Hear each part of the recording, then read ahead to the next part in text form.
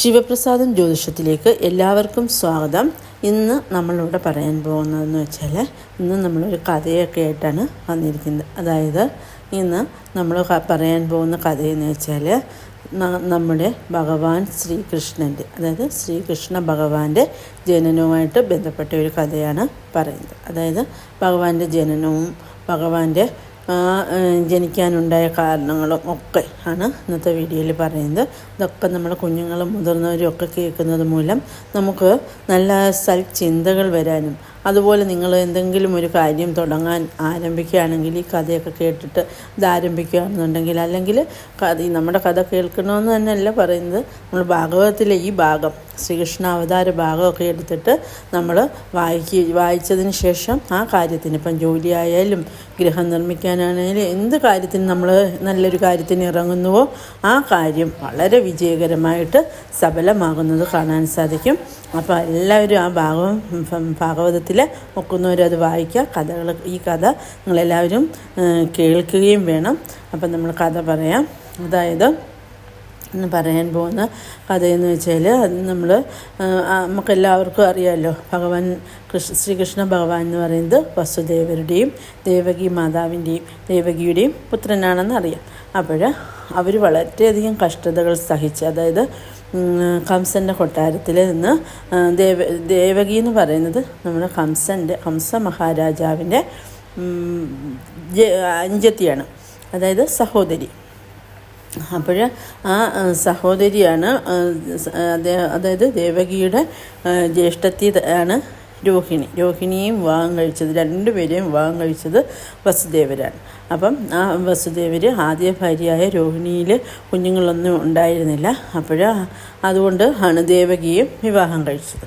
അപ്പം വിവാഹം കഴിച്ച് എല്ലാവരും വളരെ, എന്താണെന്ന് വെച്ചാൽ അത്ര നല്ല ഒരു നാരായണ ഭക്തനും അത്ര നല്ലൊരു ആളാണ് വസുദേവരെന്ന് പറയുന്നത്. അദ്ദേഹം വളരെ ഭക്തനാണ്, നാരായണൻ്റെ ഭയങ്കര ഭക്തനാണ് വസുദേവരും ദേവകി. രണ്ടുപേരും ഒരുപോലെയാണ്. പക്ഷേ വസുദേവരാണ് ഏറ്റവും കൂടുതൽ നാരായണനെ കൂടുതൽ ഭജിക്കുന്ന ആൾ. അപ്പം അത്രയും നല്ലൊരു വ്യക്തിയാണ് വസുദേവർ. അപ്പോൾ അദ്ദേഹം അത്രയും നല്ല വ്യക്തി ആയതുകൊണ്ടാണ് നമ്മുടെ ദേവകിയുടെ പിതാവ് ദേവകിയും വസുദേവർക്ക് തന്നെ വിവാഹം കഴിച്ച് കൊടുത്തത്, അതായത് ഉഗ്രസേന മഹാരാജാവ്. അത് നമ്മുടെ ഹംസൻ്റെ അച്ഛനാണ് ഉഗ്രസേന മഹാരാജാവ്. അപ്പോൾ കംസനാണെങ്കിൽ അപ്പോൾ ആ ടൈമിൽ രാജാവായിട്ടില്ല, യുവരാജാവായിരുന്നു. അങ്ങനെ ദേവകിയുടെ വിവാഹം നടക്കുകയാണ്. വളരെ മംഗളവാദ്യത്തോടും വളരെ ആർഭാടത്തോടും കൂടിയാണ് വിവാഹം നടക്കുന്നത്. വിവാഹം നടക്കുമ്പോൾ, അതായത് കംസന് അനുജത്തി എന്ന് വെച്ചാൽ അത്ര ജീവനാണ്, അത്ര സ്നേഹമാണ്. അതായത് അനുജത്തിയെ പിരിഞ്ഞ് ഒരു നിമിഷം ഹംസന് ചിന്തിക്കാൻ പോലും പറ്റില്ല. അപ്പം വിവാഹം കഴിച്ചിട്ട് നമ്മൾ എല്ലാവരും നമ്മുടെ ഭർതൃഗൃഹത്തിലേക്ക് പോകുമല്ലോ. അപ്പോൾ ഈ സമയത്ത് കംസൻ വളരെയധികം ദുഃഖിതനാവും. വളരെ ദുഃഖിതനായിട്ട് കംസൻ മഹാരാജാവ് പറയും, ഞാൻ ഇവിടെ നിങ്ങൾക്ക് തേരാളിയായിട്ട് ഞാനും കൂടെ വരാം എന്ന് പറഞ്ഞ് കംസനും ഇവരോടൊപ്പം തന്നെ, അതായത് ദേവകിയോടും വസുദേവരോടും ഒപ്പം തന്നെ പുറപ്പെടും. അങ്ങനെ പോകുന്ന വഴിയിൽ പെട്ടെന്ന് തന്നെ ഒരു അശരീരി ഉണ്ടാകും.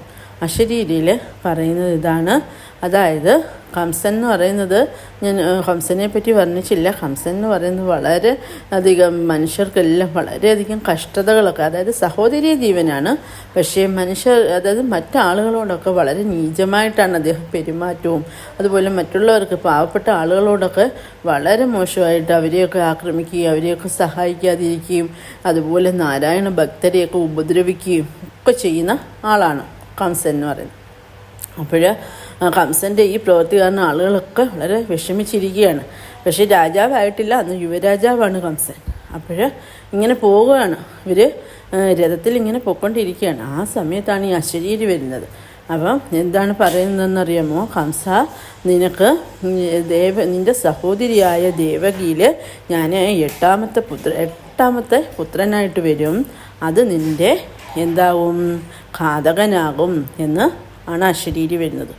കംസനും ദേവകിയും വസുദേവരും എല്ലാവരും അങ്ങ് ഞെട്ടിത്തരിച്ചു പോയി. എന്താണിതെന്ന് അവരെല്ലാം അങ്ങ് ഭയന്നു പോകും.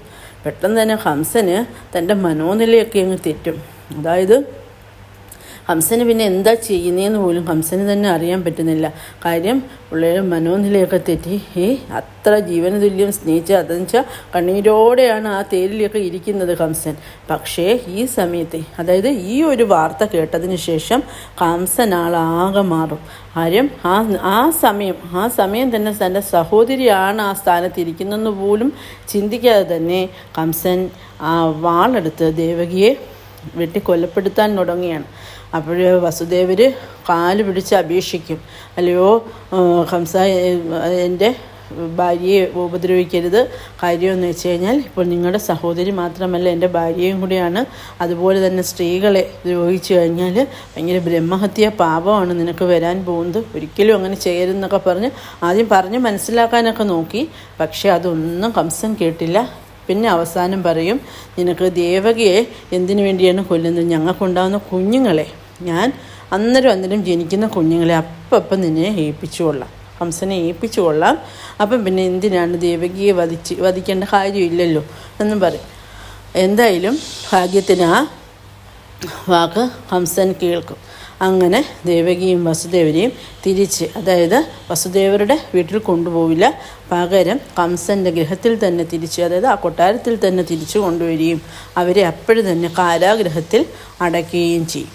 പിന്നീട് അവരുടെ ജീവിതം എന്ന് പറയുന്നത് വളരെ നരകതുല്യമാണ്. അതുപോലെ തന്നെ പിന്നീട് അദ്ദേഹം ഒരു ചിത്തഭ്രമം പിടിച്ച ആളിനെ പോലെയായി മാറുകയാണ്. അല്ലാതെ തന്നെ ഒരു ക്രൂരനായിരുന്നു അദ്ദേഹം. പിന്നെ ഈ ക്രൂരവാസന അങ്ങ് കൂടി അയാളിൽ. അങ്ങനെ ഇദ്ദേഹം സന്യാസിമാരെയും പാവപ്പെട്ട ആളുകളെയും എല്ലാവരെയും അദ്ദേഹം ഉപദ്രവിക്കാനും ദ്രോഹിക്കാനും കൊല്ലാനും ഒക്കെ അങ്ങ് തുടങ്ങി. അങ്ങനെ ഇദ്ദേഹത്തിൻ്റെ ഈ പ്രവർത്തികൾ ഒക്കെ കാരണം പെട്ടെന്ന് തന്നെ ഇനി വസുദേവരുടെ ആദ്യ ഭാര്യയായ രോഹിണി ഉണ്ടല്ലോ, രോഹിണിയെ ഉപദ്രവിക്കുമെന്ന് ഭയന്നിട്ട് ഇവരുടെ യാദവരിലെ മന്ത്രിയായിരുന്ന അക്രൂരൻ അവരെ പെട്ടെന്ന് തന്നെ നന്ദഗോപരുടെ, അതായത് തൊട്ടടുത്ത് തന്നെയാണ് ഗോകുലം എന്ന് പറയുന്ന ഒരു ഗ്രാമമുണ്ട്. അവിടെ നന്ദഗോപരാണ് ഭരണം നടത്തുന്നത്. അപ്പം നന്ദഗോപരും യശോദയും അവിടെയാണ് താമസിക്കുന്നത്. അവരുടെ അടുത്തോട്ട് കൊണ്ടുപോകാൻ അതായത് വസുദേവർ തന്നെ ചാരന്മാരെ വിട്ട് നിർദ്ദേശം കൊടുക്കും അക്രൂരന്. അങ്ങനെ അക്രൂര് ചെന്ന് രോഹിണിയോട് പറയുകയും രോഹിണി ആ രാത്രി തന്നെ അവിടെ നിന്ന് രക്ഷപ്പെട്ട് നന്ദഗോപരുടെ കൊട്ടാരത്തിൽ അഭയം പ്രാപിക്കുകയും ചെയ്യും. അതിനുശേഷം ഇവർ ദേവകി ആദ്യത്തെ ഗർഭം ധരിക്കും. വളരെ സന്തോഷം അവർക്കുണ്ടാവുമെങ്കിലും ഇപ്പോഴും ഒരു ദുഃഖം ഇങ്ങനെ അലട്ടിക്കൊണ്ടിരിക്കും. കാര്യം കംസനെ ഏൽപ്പിക്കുമല്ലോ. അപ്പം കംസൻ ഇനി കുഞ്ഞിനെ കൊല്ലുമോ അതോ എന്താണെന്നുള്ളൊരു ചിന്തയാണ്. അങ്ങനെ ദേവകിയും വസുദേവരും കാത്തിരുന്ന് അപ്പോൾ തന്നെ ആദ്യത്തെ കുഞ്ഞ് പിറന്ന് എല്ലാവർക്കും വളരെ സന്തോഷമാകും. പക്ഷേ വസുദേവർ വളരെയധികം പറഞ്ഞല്ലോ സത്യസന്ധനാണ്. അദ്ദേഹം കൊടുത്ത ആ വാക്ക് പാലിക്കാനായിട്ട് തന്നെ അദ്ദേഹം അന്നേരം തന്നെ കുഞ്ഞിനെ കൊണ്ടുവന്ന് കംസനെ ഏൽപ്പിക്കും. കംസൻ ആ കുഞ്ഞിനെ നിങ്ങൾ തിരിച്ച് കൊണ്ടുപോയിക്കോ എന്ന് പറഞ്ഞു. കുഞ്ഞിനെ കൊണ്ടുവന്നില്ലേ, 8ാമത്തെ പുത്രനല്ല എന്നെ വധിക്കും. പക്ഷേ കംസൻ്റെ മന്ത്രിയാണ് ചാണൂരൻ. അദ്ദേഹം വളരെ കുബുദ്ധിയുള്ള ഒരാളാണ്. അദ്ദേഹം പറയും, ഇപ്പം ഈ കുഞ്ഞിനെ കൊടുത്ത് ചിലപ്പം 8ാം പുത്രന്മാരിൽ ആരെങ്കിലും ഒരു പുത്രനായിക്കൂടെ, അതുകൊണ്ട് തന്നെ ഈ ഒരു കുഞ്ഞിനെയും വെച്ചേക്കാതിരിക്കുന്നതാണ് നല്ലതെന്ന് പറയും. പക്ഷേ തിരിച്ച് കുഞ്ഞിനെ അവരുടെ അറയിലോട്ട് അതായത് അവരെ അറയിലൊന്നും അല്ല, അവർ ജയിലിലാണ് അടച്ചിരിക്കുന്നത്. അപ്പോൾ അവിടോട്ട് കൊണ്ടുപോകുന്ന ആ സമയം തന്നെ വസുദേവരുടെ കയ്യിൽ നിന്ന് കുഞ്ഞിനെ വാങ്ങിച്ചു കൊണ്ടുവന്ന് കല്ലിലടിച്ച് കുഞ്ഞിനെ കൊല്ലുകയാണ് ചെയ്യുന്നത്. അങ്ങനെ 6 കുഞ്ഞുങ്ങളെയും കംസൻ കൊന്നു. 7ാമതായിട്ട്, അതായത് ഇത് കണ്ട് അനുഭവിച്ചും 2 പേര്, അതായത് ദേവകി മാതാവിനാണെങ്കിൽ ഒരു മാനസിക നില പോലും തെറ്റി. അങ്ങനെ അത്രയും വിഷമിച്ച് അത്രയും ദുഃഖിതയായിട്ടിരിക്കുകയാണ്. അപ്പോൾ ഇതേ സമയത്ത് ഭഗവാൻ നാരായണൻ്റെ അംശമായ അനന്തൻ എന്ന് പറയുന്നത് നമ്മുടെ ബലരാമനായിട്ട് അവതരിക്കാൻ പോവുകയാണ്. അങ്ങനെ ഒരു ദിവസം ദേവകിക്ക് 7ാമത്തെ ഗർഭം ധരിച്ചു. ദേവകിയിൽ ഒരു പ്രത്യേക പ്രകാശമാണ്. ആ ഗർഭം ധരിച്ചത് മുതൽ ദേവകിയിൽ ഒരു പ്രത്യേക ജ്യോതിഷ് ഇങ്ങനെ ഒരു പ്രകാശ വലയം ഇങ്ങനെ ദേവകിയിൽ അങ്ങനെ ഉണ്ടാവുകയാണ്. അതെല്ലാവരെയും അങ്ങ് പരിഭ്രാന്തിയിലാക്കി. പക്ഷേ വസുദേവർക്ക് അപ്പോഴേ മനസ്സിലായി ഭഗവാന്റെ സാന്നിധ്യമാണ് അത്. അപ്പം വസുദേവർ കൂടുതൽ നാരായണനെ കൂടുതൽ ഭജിക്കാൻ തുടങ്ങി. അങ്ങനെ ഈ പ്രകാശം കണ്ടിട്ട് കംസൻ്റെ കാവൽക്കാരുണ്ടല്ലോ, അപ്പം ജയിലിൽ ഇവർക്ക് കാവലായിട്ട് നിൽപ്പുണ്ടവർ. അവർ ഓടിപ്പോയി കംസനോട് വിവരം പറയും. കംസൻ പെട്ടെന്ന് തന്നെ ഈ കുഞ്ഞിനെ ഇല്ലാതാക്കാനായിട്ട് വാളുമായിട്ടൊക്കെ വരും. പക്ഷേ ഈ കുഞ്ഞിൻ്റെ അടുത്തു പോലും വരാൻ പറ്റത്തില്ല. ഈ ദേവകിയുടെ ഗർഭത്തിൽ നിന്നുള്ള ആ വെളിച്ചം കംസൻ്റെ കണ്ണിലടിക്കുന്നത് കണ്ണൊന്നും കാണാൻ പോലും പറ്റുന്നില്ല. ഒരു അന്ധനായിട്ട് മാറുകയാണ്. കാണുന്നതെല്ലാം സർപ്പത്തെയാണ്. സർപ്പം വന്ന് കൊത്തുന്ന പോലൊക്കെയാണ് കംസന് തോന്നുന്നത്. കംസൻ പേടിച്ച് നിലവിളിച്ച് ഓടി. കാവൽക്കാരോടൊക്കെ പറയും, അവിടെ സർപ്പമുണ്ട്, അതിനെ നിങ്ങൾ ആദ്യം തല്ലിക്കൊല്ലുക, അതിന് ശേഷം നമുക്ക് ദേവകിയെ മൊത്തത്തിലങ്ങ് തീർത്ത് കളയാം എന്ന് തീരുമാനിക്കുകയാണ് കംസൻ. അങ്ങനെ കംസന് പിന്നീട് ഉറക്കമൊന്നും ഇല്ലാത്ത രാവുകളാണ്. എപ്പം കണ്ണടച്ചാലും കണ്ണിൽ സർപ്പത്തെയും ഇങ്ങനെ ഉള്ള രൂപങ്ങളാണ് വരുന്നത്. ഭയന്ന് എപ്പോഴും ഉറക്കം പോലും ഇല്ലാതെ ഇങ്ങനെ നടക്കുകയാണ് രാത്രിയിലൊക്കെ. അങ്ങനെ ഇരുന്നപ്പോൾ ഭഗവാന് മനസ്സിലായി, ഇവൻ തൻ്റെ മാതാവായ ദേവകിയെയും കൊല്ലും, ഈ കുഞ്ഞിനെയും കൊന്നാലോ എന്നൊരു ഭയം തോന്നി. കുഞ്ഞിൻ്റെ സേഫ്റ്റിക്ക് വേണ്ടി യോഗമായയോട് പ്രാർത്ഥിക്കും. അതായത് ദേവി ശക്തി സ്വരൂപിണിയായ ദേവിയോട് പ്രാർത്ഥിക്കും. ഭഗവാൻ പ്രാർത്ഥിച്ച് അങ്ങനെ ദേവിയെ വരുത്തും. യോഗമായ ദേവി വന്നിട്ട് ഈ ദേവിയോട് പറയും, കുഞ്ഞിനെ നമ്മുടെ രോഹിണിയുടെ ഗർഭത്തിൽ, ഇത് വസുദേവരുടെ പുത്രൻ തന്നെയല്ലേ, അപ്പം ഈ ദേവകിയുടെ ഗർഭത്തിൽ ഇതിവിടെ സേഫല്ല കുഞ്ഞ്, അതുകൊണ്ട് തന്നെ ഈ കുഞ്ഞിനെ ഇവിടെ നിന്ന് അതായത് കുഞ്ഞിവിടെ സുരക്ഷിതനല്ല, അതുകൊണ്ട് തന്നെ ഈ കുഞ്ഞിനെ എടുത്ത് നമ്മുടെ ഗോകുലത്തിൽ രോഹിണി ഒളിച്ച് വസിക്കുന്നുണ്ട്, അവിടെ കൊണ്ടുപോയി രോഹിണിയുടെ ഗർഭത്തിൽ സ്ഥാപിക്കണമെന്ന് പറയും. അങ്ങനെ യോഗമായ ദേവി രാത്രിയിൽ വന്നിട്ട് ദേവകിയും വസുദേവരും കിടന്ന് ഉറങ്ങുകയാണ്. ഈ സമയത്ത് യോഗമായ ദേവി രാത്രിയിൽ വന്നിട്ട് ഗർഭത്തെ, അതായത് ദേവകിയുടെ വയറ്റിലുണ്ടായിരുന്ന നമ്മുടെ ഭഗവാന്റെ ആ ഗർഭത്തെ എടുത്ത് രോഹിണിയുടെ ഗർഭത്തിൽ, അതായത് ഗോകുലത്തിൽ രോഹിണിയുടെ ഗർഭത്തിൽ ആക്കുകയാണ്. കാര്യം രോഹിണിക്ക് അപ്പം ഒന്നും അറിയുന്നില്ല, രോഹിണി കിടന്ന് ഉറങ്ങുകയാണ്. ആ സമയത്ത് യശോദാ മാതാവിന് യശോദയുടെ അടുത്ത് ദേവി ചെന്നിട്ട് സ്വപ്ന ദർശനത്തിൽ ദേവി പറയുന്നുണ്ട്, കാര്യം ഞാൻ ഇതുപോലെ ദേവി രോഹിണിയിൽ ദേവകിക്ക് ഇതുപോലെ അവിടെ കുഞ്ഞിനെ സേഫായിട്ട്, അതായത് സൂക്ഷിച്ച് നോക്കാൻ പറ്റില്ല, അതുകൊണ്ട് ആ ഗർഭം, അതായത് വസുദേവരുടെ പുത്രൻ തന്നെയാണ്, അത് രോഹിണിയിൽ സ്ഥാപിച്ചിരിക്കുകയാണ്. അപ്പോൾ രോഹിണി ഇപ്പം ഗർഭവതിയാണെന്നൊക്കെ സ്വപ്നത്തിലൂടെ യോഗമായ ദേവി വന്ന് പറയുന്നുണ്ട്. ആരോട്? യശോദയോട് പറയുന്നുണ്ട്. യശോദ രാത്രി തന്നെ ഞെട്ടി ഉണരും. അപ്പോൾ എന്നിട്ട് നന്ദഗോപരോട് വിവരം പറയും, അല്ലയോ സ്വാമീൻ, ഇതുപോലെ എനിക്കൊരു സ്വപ്ന ദർശനം ഉണ്ടായി, അങ്ങനെ ദേവി മഹാമായ എൻ്റെ അടുത്ത് വന്നു, അപ്പോൾ ഇതുപോലൊക്കെയുള്ള കാര്യങ്ങൾ എന്നോട് പറഞ്ഞു. അങ്ങനെ ഇവർ രാത്രി തന്നെ അപ്പുറത്തെ റൂമിലാണ് രോഹിണി മാതാവ് കിടക്കുന്നത്. അപ്പം രോഹിണിയുടെ അടുത്തോട്ട് ചെന്നപ്പോൾ രോഹിണി ഉറക്കമായിരുന്നു. ഉറക്കത്തിൽ നിന്ന് പെട്ടെന്ന് ഞെട്ടി ഉണർന്ന് നോക്കിയപ്പോൾ തനിക്ക് ഒരു 7 മാസം പ്രായമായ ഗർഭം. രോഹിണി ആകെ പരിഭ്രാന്തിയായി മാറി. അതായത് എന്ത് ചെയ്യണമെന്ന് അറിയത്തില്ല. കാര്യം ഭർത്താവ് അടുത്തും ഇല്ലല്ലോ, വിവാഹിതയാണ്, പക്ഷെ ഭർത്താവ് അടുത്തില്ലല്ലോ. ആകെ എനിക്കിതൊരു എന്താ പറയുന്നത്, എന്നെ എല്ലാവരും കളങ്കിതയായ സ്ത്രീയായിട്ട് എന്നെ എല്ലാവരും കാണും, ഞാൻ എന്ത് ചെയ്യാൻ പറ്റും എന്ന് പറഞ്ഞ് അങ്ങനെ വളരെയധികം വിഷമിച്ച് നിലവിളിച്ച് പിന്നീട് ആത്മഹത്യക്കൊക്കെ ശ്രമിക്കും രോഹിണി മാതാവ്. അപ്പോൾ പെട്ടെന്ന് തന്നെ നന്ദഗോപുരം യശോദയും വന്ന് സമാധാനിപ്പിക്കും. അപ്പോൾ യശോദ പറയും, എനിക്കിതുപോലെ ദേവി മഹാമായയുടെ ഒരു സ്വപ്ന ദർശനം കിട്ടിയിരുന്നു. അപ്പോൾ ആ ദർശനത്തിൽ ദേവി എന്നോട് എല്ലാ കാര്യങ്ങളും എന്നോട് പറഞ്ഞിട്ടുണ്ട്. അതുപോലെ ഇത് അവിടുത്തെ വസുദേവരുടെ പുത്രൻ തന്നെയാണ്, ദേവകിയുടെ ഗർഭത്തിൽ നിന്ന് രോഹിണിയിൽ സ്ഥാപിച്ചതാണിത് നല്ല എല്ലാ കാര്യങ്ങളും പറഞ്ഞിട്ടും രോഹിണി അതൊന്നും വിശ്വസിക്കത്തില്ല, കണ്ടെന്ന് നിലവിളിക്കുകയാണ്. പെട്ടെന്ന് തന്നെ അവർ ദേവഗുരുവിനെ വിളിച്ചു. അങ്ങനെ ദേവഗുരു വന്നു. ദേവഗുരു ജ്ഞാനദൃഷ്ടിയാൽ എല്ലാം അറിഞ്ഞിട്ട് പറയും, ഇതുപോലെയാണ്, കറക്റ്റ് കാര്യമാണിത്. അപ്പോൾ ആ സ്വപ്ന ദർശനമൊക്കെ കറക്റ്റാണ്.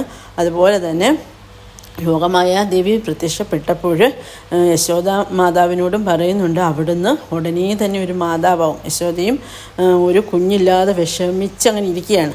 അപ്പോൾ ഉടനെ തന്നെ മാതാവാകും, അതുകൊണ്ട് നിങ്ങൾ പെട്ടെന്ന് ഒരു യജ്ഞം നടത്തണമെന്ന് പറയും. അങ്ങനെ യശോദ മാതാവ് അവന് ഭയങ്കര സന്തോഷമാവും. അതിനുശേഷം നമ്മുടെ ഗുരു പറഞ്ഞതനുസരിച്ച് പിന്നീട് നമ്മുടെ നന്ദഗോപർ അക്രൂരിനെയും അവിടുത്തെ ജാരന്മാരൊക്കെ ഉണ്ടല്ലോ, അവരെ വിട്ടൊക്കെ അന്വേഷിപ്പിക്കും. അപ്പം അവിടെ ഉടൻ തന്നെ ഹംസൻ കൊട്ടാരത്തിലിരുന്നപ്പോൾ കിങ്കരന്മാർ, അതായത് ഹംസൻ്റെ കൂട്ടാളികൾ ചെന്ന് പറയും, ദേവകിയുടെ ഗർഭം പെട്ടെന്ന് അപ്രത്യക്ഷമായി, ഞങ്ങൾ കാണുന്നില്ല. അന്നേരം ദേവകി ഉറങ്ങാണ്, ഒന്നും അറിയുന്നില്ല. പെട്ടെന്നൊരു വയറ്റിൽ എന്തോ ഒരു അസ്വസ്ഥത പോലെ വന്നിട്ട് ഉണർന്നിട്ട് നോക്കുമ്പോൾ കുഞ്ഞില്ല, വയറും ഇല്ല, കുഞ്ഞും ഇല്ല, ഒന്നുമില്ല. ദേവകി ആകെ വിഷമിക്കും. കംസൻ എന്തോ ചെയ്തതാണെന്നും പറഞ്ഞ് ദേവകി ഭയങ്കര കരച്ചിലും വിഷമവുമാണ് ദേവകിക്ക്. പക്ഷേ കംസനൊന്നും ചെയ്തതല്ല, ഇതുപോലെ പറ്റിയതാണ്. അപ്പോൾ ഈ വിവരം അക്രൂരർ പറയും, ഇങ്ങനെ പെട്ടെന്ന് തന്നെ ദേവകിക്ക് ഇതുപോലെ അപ്രത്യക്ഷമായെന്നും. അപ്പോൾ ഇവർക്ക് ഇതെല്ലാം സത്യമാണെന്നുള്ളത് ബോധ്യമാവും. അങ്ങനെ രോഹിണിക്ക് വളരെയധികം സന്തോഷമാവും. അതായത് തനിക്ക് ഊർജ്ജസ്വലനും എന്ന് വെച്ചാൽ ഈ ഭഗവാൻ അനന്തന്, അതായത് എല്ലാ ജന്മത്തിലും അനന്തനായിട്ട് വരുന്നത്, അതായത് ത്രേതായുഗത്തിൽ ശ്രീരാമസ്വാമിയുടെ അനിയനായിട്ടാണ് ആര്യലക്ഷ്മണൻ വന്നത്. പക്ഷേ ഇവിടെ ജ്യേഷ്ഠനായിട്ടാണ്, അതായത് ബലരാമനായിട്ടാണ് ഭഗവാൻ വരുന്നത്, അനന്ത ഭഗവാൻ വരുന്നത്. അതുകൊണ്ട് തന്നെയാണ് നേരത്തെ അയച്ചത് ഭഗവാൻ. അതിനുശേഷം രോഹിണിക്ക് ഈ വിവരമെല്ലാം അറിഞ്ഞ് വളരെയധികം സന്തോഷമാവും. തൻ്റെ ഭർത്താവിൻ്റെ കുഞ്ഞ് തന്നെയല്ലേ, നമ്മുടെ കുഞ്ഞ് തന്നെയല്ലേ. അപ്പം പിന്നെ നമുക്ക് ഒന്നുകൊണ്ടും വിഷമിക്കേണ്ട കാര്യമില്ല. അങ്ങനെ ദേവകി വളരെയധികം അങ്ങനെ ദേവകിയല്ല, രോഹിണി വളരെയധികം സന്തോഷിക്കും. ദേവകി വളരെയധികം ദുഃഖിതയാവും. കാര്യം കുഞ്ഞിനെ ഹംസൻ എന്തോ ചെയ്തതാണെന്നുള്ള ഒരു ധാരണയിൽ അങ്ങനെ വിഷമിച്ചിരിക്കും. ദുഷ്ടനല്ലേ ഇവൻ, അതുകൊണ്ട് കുഞ്ഞിനെ വയറ്റിൽ വെച്ച് തന്നെ നശിപ്പിക്കാൻ എന്തെങ്കിലും ചെയ്തതായിരിക്കും എന്നൊക്കെ പറഞ്ഞ് അങ്ങനെ വിഷമിച്ചിരിക്കും.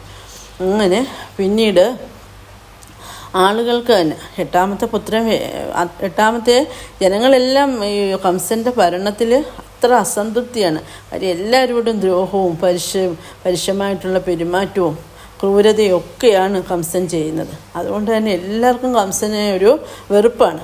അതുകൊണ്ട് തന്നെ അവരെല്ലാം പ്രാർത്ഥിക്കുകയാണ്, അല്ലയോ ഞങ്ങളുടെ രക്ഷകൻ എപ്പോൾ എത്തും അങ്ങനെ പ്രാർത്ഥിക്കുകയാണ്. അങ്ങനെ എട്ടാമത്തെ പുത്രൻ വരുമെന്ന് അറിഞ്ഞ്, അതായത് അത് ഈ ആളുകളുടെ എല്ലാം മധുരാവാസികളുടെ എല്ലാം രക്ഷകനാണെന്ന് അവരെല്ലാം വിശ്വസിക്കുന്നത്. അങ്ങനെ അവർക്ക് പിന്നീട് അറിയുന്നു നമ്മുടെ ദേവകി എട്ടാമത് ഒരു കുഞ്ഞിന് ഗർഭവതിയായെന്ന്.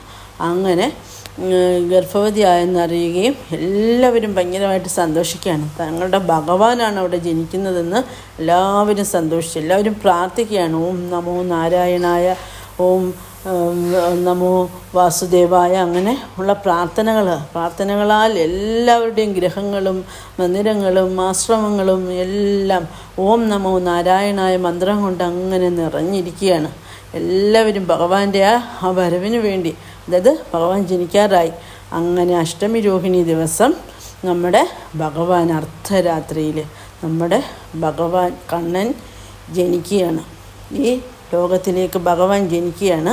അപ്പോൾ നമ്മുടെ ഭഗവാന്റെ ജനനം എന്ന് പറയുന്നത് അവർണ്ണനീയമാണ്. അതായത് പ്രഭ എന്ന് വെച്ച് കഴിഞ്ഞാൽ എങ്ങും ശ്യാമവർണ്ണനല്ലേ, നീല നിറത്തിൽ ചുരുണ്ട മുടിയോടുകൂടി നല്ല താമര ഇതൾ പോലുള്ള കണ്ണുകൾ, നല്ല മനോഹരമായ, അതായത് കണ്ണനെ വർണ്ണിക്കാൻ വാക്കുകളില്ല. അപ്പം ഗുരുവായൂരപ്പനെ നമ്മൾ കാണില്ലേ, നമ്മുടെ കണ്ണ് അത് തന്നെ. അപ്പോൾ അങ്ങനെയുള്ള കണ്ണനെ ദേവകിയും വസുദേവരും വാരിപ്പുണരും. പക്ഷേ ഭഗവാൻ പറയും, ഭഗവാന് ഒരു അശരീരി പോലെ, അവിടെ കുഞ്ഞായിട്ട് പിറന്നെങ്കിലും അശരീരി പോലെ പറയും, എന്നെ അധിക ടൈം ഇവിടെ നിർത്തണ്ട, എന്നെ എത്രയും പെട്ടെന്ന് ഗോകുലത്തിലോട്ട് കൊണ്ടുപോകാൻ പറയും. അതായത് ഒരു അശരീരിയായിട്ടാണ് ആ സൗണ്ട് കേൾക്കുന്നത്. പക്ഷേ ഭഗവാനാണ് എല്ലാം ചെയ്യിക്കുന്നത്. ഭഗവാൻ സാക്ഷാൽ സച്ചിദാനന്ദമൂർത്തിയല്ലേ. അപ്പോൾ ഭഗവാന് ഈ കാവൽക്കാരെല്ലാം അപ്പോൾ മതിഭ്രമം പിടിച്ചവരെ പോലെ അങ്ങ് ഉറങ്ങിപ്പോവാണ്. അതായത് അവർ നമ്മൾ പറയത്തില്ല അബോധാവസ്ഥയിലാണ്, അതുപോലെ അവർ ഉറങ്ങിപ്പോവാണ്. അതുപോലെ ഈ ഗേറ്റ് ഒത്തിരി ഇവരെ ഇട്ടേക്കുന്ന ജയിലെന്ന് വെച്ചാൽ ഒരു ഉള്ളറയിലാണ് ഇട്ടേക്കുന്നത്. ഇവരുടെ ആ ഇരുമ്പ് ഗേറ്റുകളെല്ലാം പടപടാന്നെല്ലാം അപ്പോൾ തന്നെ തുറന്നു. ദേവകി മാതാവിന് കണ്ണനെ പിരിയുന്നതിൽ ഒത്തിരി വിഷമമാണ്. കുറേ ഉമ്മയൊക്കെ കൊടുത്തിട്ട് ഭഗവാന് അവർക്ക് സന്തോഷവും മാനസികമായിട്ടും വളരെ സന്തോഷവും. അതായത് ഭഗവാൻ ജനിച്ചപ്പോൾ തന്നെ ദേവിക്ക് കഴിഞ്ഞ ഇത്രയും കുഞ്ഞുങ്ങൾ മരിച്ചു എന്നുള്ള ഒരു ഫീല് പോലും ഇല്ലാത്തൊരു ആനന്ദമാണ്. പിന്നെ എപ്പോഴും ദേവി ചിരിക്കത്ത് മാത്രമേ ഉള്ളൂ. ദേവകിയുടെ അവസ്ഥ അതായിരുന്നു. ഈ ഭഗവാനെ ഗർഭവതി ആയതിനു ശേഷം ദേവിക്ക് എപ്പോഴും സന്തോഷം മാത്രമേ ഉള്ളൂ. നന്ദഗോപർക്ക് രണ്ടുപേരും പ്രാർത്ഥനയായിട്ട് അങ്ങനെ ഇരിക്കുകയായിരുന്നു. അപ്പോൾ സാക്ഷാൽ ഭഗവാൻ തന്നെയാണ് അവരുടെ ആ ഭാഗ്യം, അത് വർണ്ണിക്കാൻ പോലും പറ്റത്തില്ല. അപ്പം ആ വസുദേവരും ദേവകിയും മുജ്ജന്മ ഭാഗ്യം ചെയ്തവരാണ്. അതുകൊണ്ടല്ലേ നമ്മുടെ ഭഗവാൻ അവർക്ക് മകനായിട്ട് പിറന്നത്.